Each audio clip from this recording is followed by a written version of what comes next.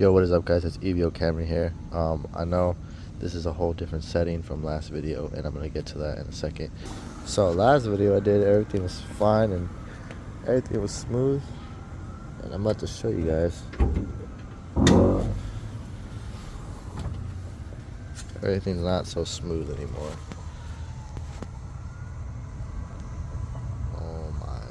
So to explain what happened, kind of short. I drove 5 hours out of state, and basically that shot out what I believe is the engine rod.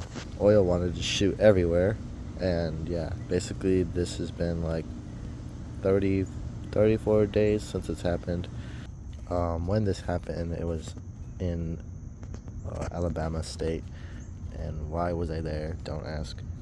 It's just where I happened to end up, and yeah, I didn't have the funds or time and money to even try and get this fixed. I mean, I didn't plan when I left on this happening right here, and oil shot everywhere. I don't really know if, I'm pretty sure everything else is pretty good other than that, which I'm about to show you guys. I got the replacement. So yeah, from when I broke down, I called AAA. That's my towing insurance, whatever. They do it for free. I had to get it out there as soon as possible. I mean, anywhere really it can just sit for the moment while I figure what's happening. And yeah, that's basically what happened. I let it sit overnight and just slept in a hotel. And in that moment of that car sitting there, this car, I tried to sell it on Facebook in that short time. I think it was 2 days exactly. And I got a couple people that wanted to come and see it, but they never really showed up. But right when I got to where I am now, all of a sudden everybody wants to buy it from Alabama. Anyway, y'all are probably peeping it from the corner, but the engine is right here in the passenger seat. And no, this is not the seatbelt, this is a strap. I did not seatbelt my engine. But yep, that's it. The 4-cylinder 5S FE has lower miles than when I first got mine. I think mine right now has I can't even show you because the battery is dead for right now. I think it had I want to say 150. Yeah, 150,000. When I got it, it was 130, I think. But wait, because before I bought this engine, I bought another engine, and that engine is also in the car. So now I have 3 engines in the car, including the one that's broken. And right behind me is really all the stuff. It's kind of hard to see now because I kind of bunched it all up because this needed to fit here. And my god, this shit's heavy as fuck. But don't worry because I'm nice enough to show you guys anyways. And yes, it is a mess in here. So here we have it. It's the 1MF. I forgot what the fuck it was called. 1MZFE. And it's in pretty good condition. I'm not completely sure if it runs or not, obviously, because I haven't put it together. But the dude seemed pretty promising, and he didn't just ghost me after selling me the engine.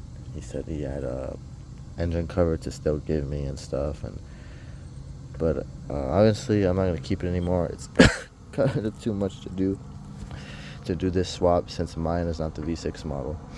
But yeah, it's crazy all that's happened, and how I got home was the bus, and that was in the time of all the hurricanes, so I was really just having a hard time get home, and it was stuck, and I was just thinking about what was gonna happen next, just for me in general, and what this car was gonna do, if it was gonna make it or not. So at the shop, I told them I was trying to have it sold in that time I was there, and before I left, I went ahead and asked him if it was charged to keep the car there, and he said nah, after a certain time it would start charging, and that was just enough time for me to get the car back. That was all the way from Alabama to where I am now.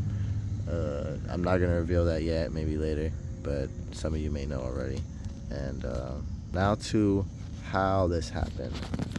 Now, when I drove from California to Tennessee, I had no problem whatsoever, and that was even more miles of a trip than where I am now. And at that time, I serviced my own car.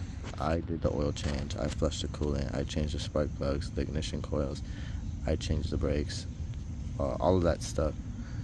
And the one time I had it serviced by someone else, this happened. And to be honest, I only drove 300 miles out of state, and that happened. So I have a feeling that they didn't service it right.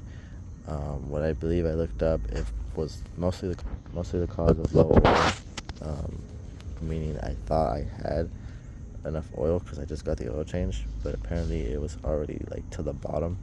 Because also when I shot out oil everywhere, I noticed that it wasn't as much as I think it should have been. I mean, if oil is shooting out the car like that from that big hole, like, you figured it'd be a lot more. And well, I had a picture when it happened. It wasn't a lot. So the big reveal today is that I'm gonna take it to a shop, and you guys decide what's gonna happen then, because I like to keep things a little secret. Alright, I hope you guys have a nice day, and I'll see you on the next one. Peace.